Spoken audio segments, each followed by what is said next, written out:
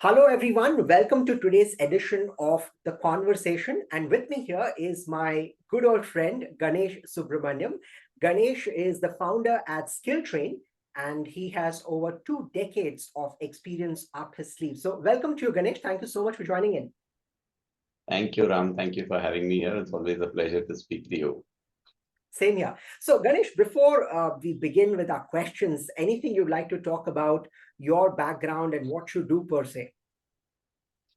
All right. Okay. So I have, so if I were to talk about my background, I would say uh, I'm a teacher by passion, and I'm a manager by my education, and I've been a coach by profession for the last several years. So I've done my MBA in marketing and finance, post which I worked with a lot of multinational organizations across different roles, organizations such as McKinsey, Johnson and Johnson, Reliance, and a few others. My last corporate role was with CRISIL, where I was the head of training and development for CRISIL in India. Post that, I moved out and I became a social entrepreneur, and I've been a social entrepreneur for the last 12 years. I have set up a lot of vocational training schools, institutes across some of the remote parts of the country. And I've also been involved in training and development for the last 10 years. So if I were to summarize my profile, I would say I worked across the entire value chain of the education system, starting from training school dropouts to actually coaching senior management teams of large organizations. So a large part of my work these days is primarily focused on executive coaching, where I coach senior leaders of large multinational organizations on several behavioral elements. And I also facilitate a lot of leadership development programs for many of these multinational organizations. Okay, so I can see a rich blend of experience there. So Ganesh, tell me one thing. You have been in the training world, in the consulting world for such a long time. What excites you about learning, and how do you see the current learning landscape in the industry per se? So what excites me about learning is the fact that as a facilitator, we're able to make if you're able to make some change in the lives of the people that you meet, that you train, I think that in itself is a huge achievement. And that is really what excites me at the end of the day. The fact that I can add value to somebody, even if it is a very small change, I think it still means a lot to me. And that is what keeps me going on a daily basis. As far as the training landscape is concerned, I think a lot has changed over the last few years. Training, which used to be traditionally brick and mortar format, where classroom-based training used to happen, has moved into a technology mode. A lot of technology-enabled training programs have actually come into play, to the extent that a lot of training programs have completely become virtual also these days. And that has led to initially a lot of challenges for facilitators like us, as well as for participants. But I guess the world has moved far ahead. The technologies that are available today have made it so much more convenient for people to actually do learning and development on a virtual platform as well. But I would still see that the blended mode of learning is what actually will really benefit eventually. And I think most organizations, most facilitators, or even most learners will probably prefer a blended mode, where there is some sort of an online interaction, facilitation, or learning sessions, followed by offline facilitation sessions or learning sessions that will happen. So a combination of that, I think, is where the entire training landscape is headed to. And that is really exciting, because you can add so much more value and you can make so much more impact when you actually combine technology with the traditional classroom-based training model. I've seen that live over the last few years, especially after COVID. And I think that's the direction that the training landscape is heading towards. I think that's a very good summation of how the situation stands currently, Ganesh. Now, one question which I'm sure a lot of viewers would also want to ask is, whenever we are pushed into a training workshop, usually I use the word pushed because a lot of people do not have a clue as to what exactly are they supposed to do in a training workshop. Now, therefore, I'm clueless. I don't know as a learner, what am I supposed to do? Should I simply attend the training program physically and then go back and try to do something about it? What should be my thought process as a learner? What's your take on that? I think any learner coming into a training program, the only thing that I would really focus on and tell them to keep in mind is to come with an open mind. If you already know why you're being sent to a workshop, then you have a clear objective and you can come prepared with a thought process on what do you want to take back from the workshop or the training program. In the absence of any clear guidance on why you are going in and what is going to be done in the workshop, I think it's the only thing that can be done is come with an open mind. Anything that you are picking up there, any lesson that you're picking up there, any skill that you're picking up there, always keep asking this question, how is this relevant to me and how can I go back and use this? Now, many a times you may come across things that you may not be able to directly apply going back to your workplace, but it's an opportunity for you to learn something new and file it off in your learning diary of sorts. So you never know when in future you might actually be able to use that.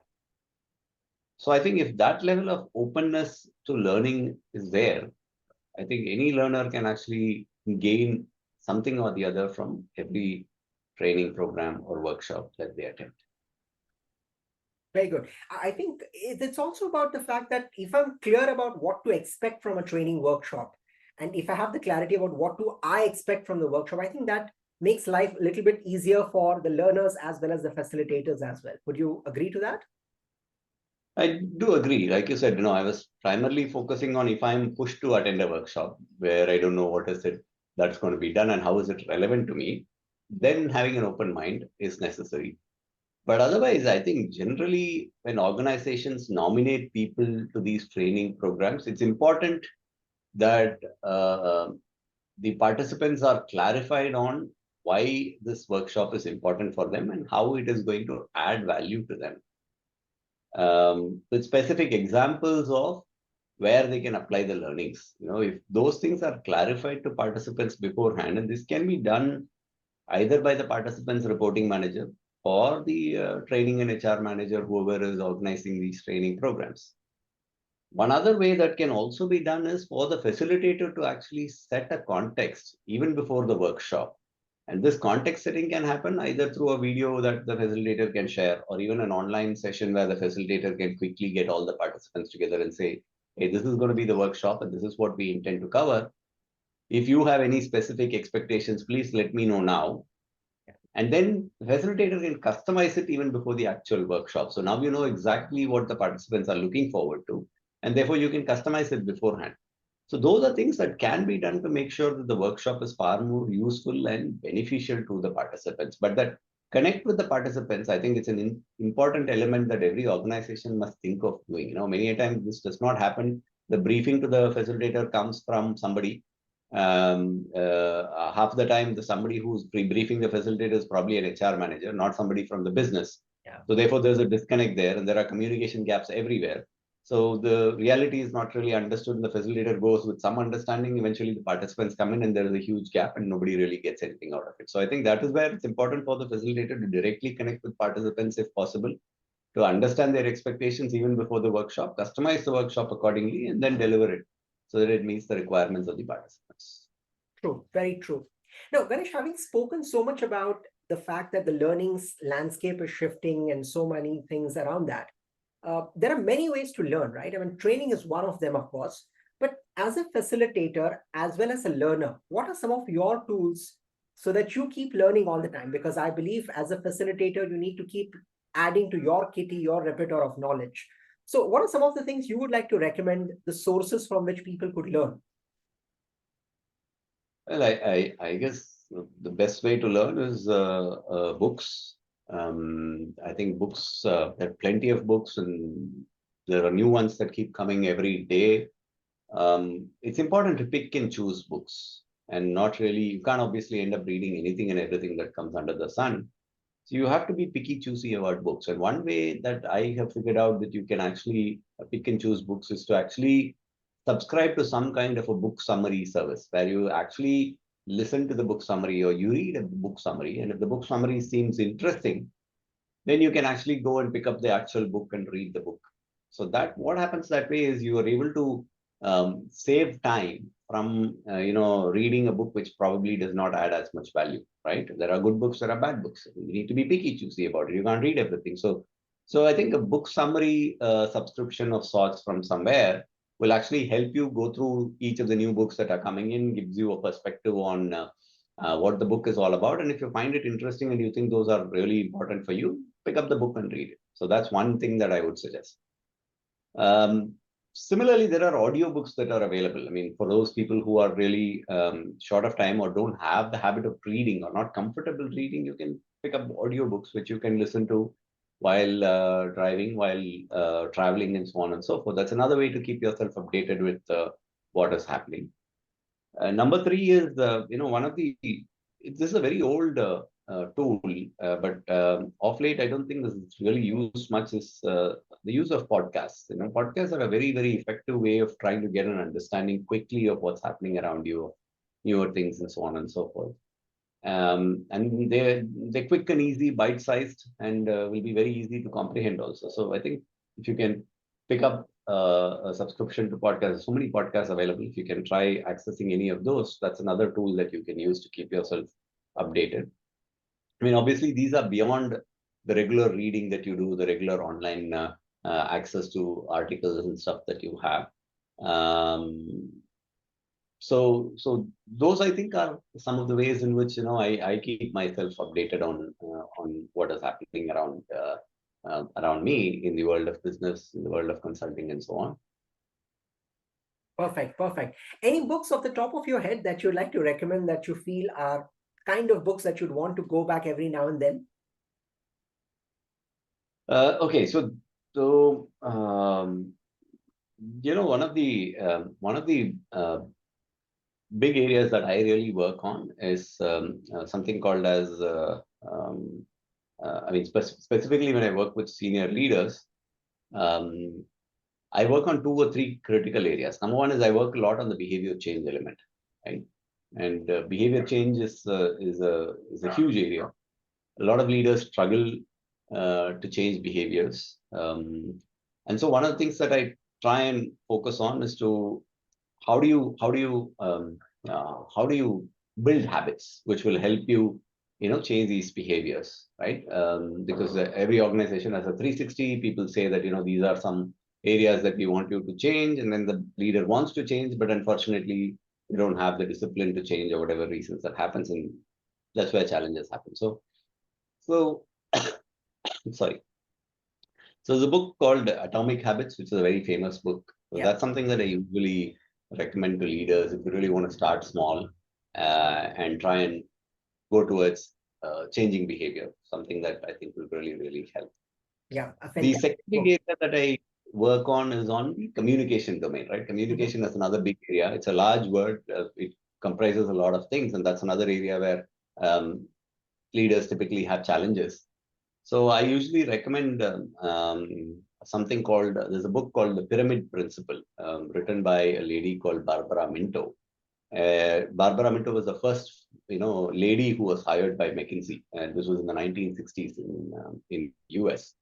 And she wrote a book about how to communicate effectively using something called as Pyramid Principle. And I think that's a very powerful tool that leaders should actually learn to use in their communication. And that's something that I usually recommend to every one of my coaches that I interact with. And I think is something that is relevant for anybody who's interested in actually improving your communication from a leadership perspective. Fantastic. So just for our viewers, the 2 books that Ganesh just mentioned, one is Atomic Habits by James Clear, and the other is The Pyramid Principle by Barbara Minto. So those are the 2 books that he would like to recommend. Maybe you can grab a copy and read it for yourself. So Ganesh, you spoke about behavior change. Now, as a facilitator, you and me both have experienced being in the classroom with people of different ages, different hierarchies. It's really very difficult to bring about behavior change, right? Even when people want to change, it's hard to change. What are your observations about this over the years? I agree. See, its fundamental principle of behavior change is number one, the individual must want to change. If there is no desire to change, or if they don't see the reason for why they should change, no behavior is going to change. Let's face it. So you got to start from that premise. So anybody that you're coaching or whenever you're in workshops, do people really want to change? Do they see that their current behavior is a problem? If they don't see the current behavior as a problem, there is nothing you can do. There is no way you can change. So first is, do they see the current behavior as a problem? And do they really feel that behavior change can actually lead to advantages for them? So you got to start with that belief. First question. Now, if people don't believe that they need to change, I would say don't waste your time going and coaching them or training them. It is useless practically. Nothing is really going to happen with that, right? You will go give all the gyan and you will give all of the tools and other things, but they're not going to do anything about it. And it's just a waste of time for you. It's a waste of time for them, right? So I think it's important to, first of all, understand whether the person wants to change and if they really believe that this change can be beneficial to them. Once they believe that, I think the next step is to try and look at what are some of the action items specifically that they need to do to bring about this behavior change. And these action items can be very, very small things, right? For example, if somebody wants to become healthy, right? And there are many ways of becoming healthy. One of the ways is probably, starting off with some form of exercise every day in the morning.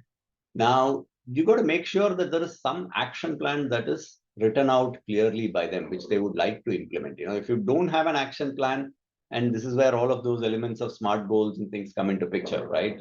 You need to have a very specific, measurable goal, otherwise things are not going to happen. And you got to start small. If you're looking at habit change, you always need to start small. You can't expect to change everything overnight. You need to start small. So if you want to start doing exercise every day, you probably need to start off with 5 minutes every day. That's the first thing. So start something small, and that is a critical element in behavior change.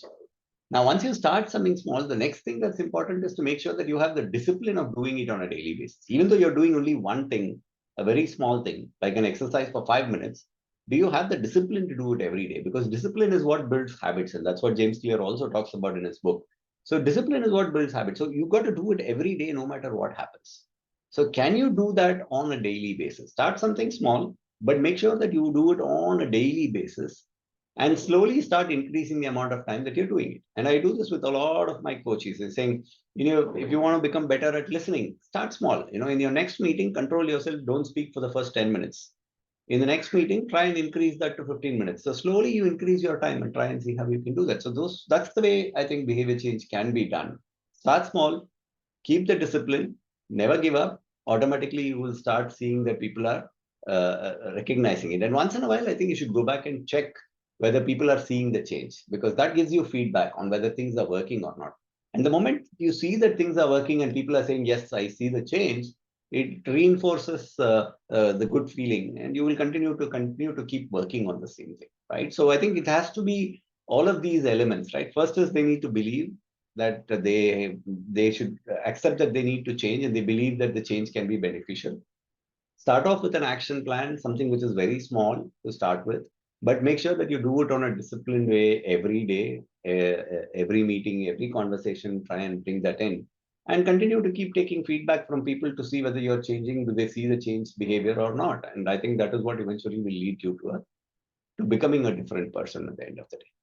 Absolutely. I think, it's just bang on target. A lot of people who start with this intention that they're going to build a fit body, go to the gym maybe twice or thrice at the beginning of the year, and then just it fizzles out. And I think it happens with a lot of us, and in most arenas of our life, is that we do something, we do that maybe 2 or 3 times, and then we lose the tempo and then never go back to it. I think consistency, therefore, as you rightly said, is the key.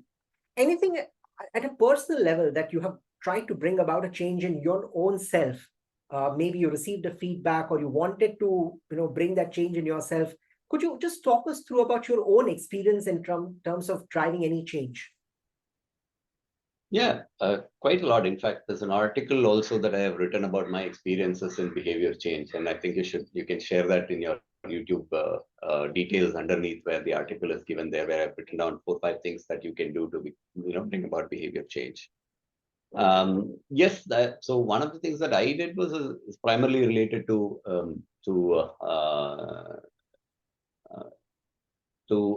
two things actually. One, obviously, towards my health, and this was pre-COVID, and I, I was quite bulky and heavy, and I wanted to look at reducing weight, and I have done the same thing there. I said so. I started off with something called as a 7-minute exercise, Mhm. which I started off the first step saying, can I do 7 minutes a day? And slowly from 7, it went on to 10 to 15 to 20. Similarly, I started off with daily walks. I started off with 15-minute walks initially, and I've continued to maintain that. And today, and that continued, this habit I started about 3 years back. I was around 86, 87 kilograms at that time. And once I started it in 6 months' time, I came down to about 74, and I continue to maintain the same thing. And I continue to walk close to about 10 kilometers every day, even now, because it's become a habit for me now. So same thing applied there as well. Start something small, let's say 7 minutes a day, slowly increase it. But I made sure that the discipline continues. Even now, I don't need to walk now because I'm pretty healthy now, but that doesn't mean that I stop it. And I think I need to continue doing that on a daily basis. So the discipline also brings into picture. The Yeah. other element is about, wanting to, I wanted to start another another venture of sorts. I'm passionate about baking, and I wanted to start off something where I could actually uh, build a business around it. And that was another goal of mine that I had. And that also was something that I could achieve primarily because of that. So first thing I did was I went and learned baking in a 1-day program, then came back and started baking small things. And slowly that gave me confidence, continue doing it every day. Eventually uh, you start getting better. And then slowly you get into looking at it as a business, and then eventually launch it as a business. So I was able to launch it as a business as well. And that was another success that I achieved. And all of this is primarily because, very simple behavior changes. If you really believe that you want to change and you think the change can bring about a positive impact on you, I think you should start small, get into a discipline and start doing things. You should be able to do that. True, true. Ganesh, I've personally seen that when you get those early victories in whatever change that you're trying to bring in, I think it's easier for us to sustain with that discipline. But a lot of times, in spite of the fact that we're putting in efforts, like for example, you mentioned cutting down weight, it could be for any behavior change. But if you don't see those early signs of things happening, it tends to demotivate you. It tends to, deflate your enthusiasm, and then you lose it. What do you think one needs to do in circumstances like that? See, obstacles are going to be there everywhere. And especially with behavior change, like I said, the impact is not going to be seen in one day, right? It's definitely not going to be seen in one day. So let's first of all tone down our expectations. Number one, you go to the gym one day, next day you're not going to have 6 packs. Let's be clear about it, right? So it's not Rome was not built in a day. It's going to take time. So I think fundamentally start with the scale down expectations for yourself, saying that this is going to take anywhere between 3 to 6 months for me to be able to achieve something like that. If you're able to scale down your expectations, I think that gives you a lot of patience to try and work on it over a longer period of time. Otherwise, if you're expecting magic, definitely you're going to be disappointed. So I would say keep your expectations far more scaled down. Uh, Find somebody who can be your accountability partner, Mhm. somebody who can keep you on track. Because there are times when you will not feel motivated. You will need somebody to come and push you to do it. Somebody who will tell you, "Hey, you promise that you're going to do it, and I want you to do it." Even for leaders that I coach, that's what I say. You need to find an accountability partner in your team who will point it out to you when you are off track. For example, you decided that you're going to listen for the first 10 minutes, but if you don't, there has to be an accountability partner in your team who will point it out and say, hey, you decided that you're not going to speak for the first 10 minutes. You're going to listen, but I see that you're going away from what you promised. And that is necessary for you because that will ensure that you keep yourself on track and making sure that you are committed to the change that you really want to make. So that becomes very critical. And the same accountability partner can also be somebody who can motivate you, push you. And like you said, those small victories can always be celebrated, right? So if somebody gives a good feedback, you say, oh, great, okay, I'm in the right direction, and you can feel good about it. And that itself is a reward by itself. So I think consistently keeping yourself motivated by the feedback that you get becomes very, very critical. Yeah, I think setting realistic expectations and then the accountability partner, I think that's a fabulous piece of advice. Is that if you have someone watching over you, that in itself gives you the push of doing something on your own. Ganesh, True. there are so many habits that one would like to pick. I would like you to share any habits that you are personally proud of that has helped you over the years, something that you have been doing maybe for 5 minutes, 10 minutes every day, but something that helps you become a better learner or a better person according to your own self. Okay, so I think yeah, like I said, the only habit that I've not broken any day over the last 3 years, ever since I started taking care of my health, is the habit of walking that I do on a daily basis, right? I don't skip it, no matter what happens, no matter where I am. I've walked when I'm on train. I've been traveling, but I end up walking inside the train. Even though it's a small space, I do it. When I'm in smaller areas where I can't go out and walk, I walk in the room. But I think that's one habit that I've continued to maintain no matter what. I think that's the discipline part that comes into play. It's almost as if, like, if you don't do that, you can't really sleep, kind of a thing. So that's something that I think you must do.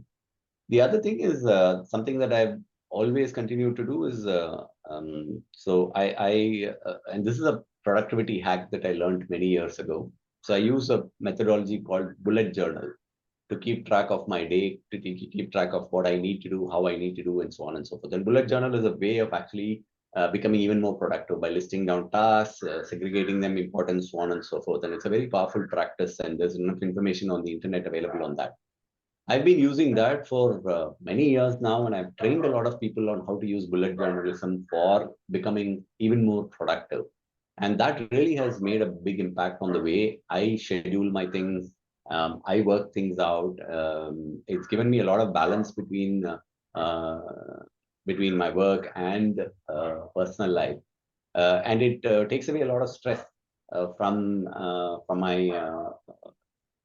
the task that I need to achieve. So that's something that I'm really, really proud of. And yeah, I would suggest that, if people don't have any productivity techniques to keep track of if they're overwhelmed by a lot of things, if they are under stress because they don't know what to do, how to prioritize, and so on, bullet journal is another good way to actually look at how to become better at these things. It's a very simple way, can be learned very easily, but can have a powerful impact on how you manage yourself better. Excellent. I love the idea of bullet journal. Sounds like very exciting. Definitely going to take more inputs from you on that later. So one final question from you, Ganesh. Anything that you look forward to as an inspiration, any pickup line or any phrase or anything that is your hack of getting your inspiration juices flowing anytime you feel low during the day or any point in time in the day? For example, mine is never give up. When I think of those words, those beautiful words, it brings me back on track in some way. Anything of that nature that you tend to practice for yourself? Not really. I don't think I have anything like that that really keeps me motivated. The only thing that keeps me motivated is, I'm a stickler of to-do lists. I love to-do lists, and to the extent that there are times when something that I finished, I'll write it down and I put a tick mark, because the act of putting a tick mark is what gives me motivation at the end of the day, right? So if you ask me what motivates me, well, a to-do list and a tick mark on the to-do list is what really pushes me to continue doing what I'm doing. And it might be very small, but I think every moment, every tick that I put actually gives me the motivation to go ahead and finish off the rest of the stuff. So I don't really have any saying or anything that I really stick to, but just the fact that I am able to finish tasks and move on to higher end tasks, all of those things actually motivate me. Yeah, getting things done and getting them done in the way that you want to, I think that could be the biggest inspiration you could look forward to. Yeah, right. That's right. Okay. Thank you so much for all those inputs, Ganesh. Really appreciate what you said today. And I'm sure everything that you said would definitely resonate with the viewers here. So thank you once again for being here and sharing those inputs and insights. And I'll definitely look forward to meeting you again for all the viewers. And once again, I appreciate the fact that you shared all those pearls of wisdom. So appreciate the time and do take care. Thank you, Ram. Thank you so much. It was a pleasure. Thank you.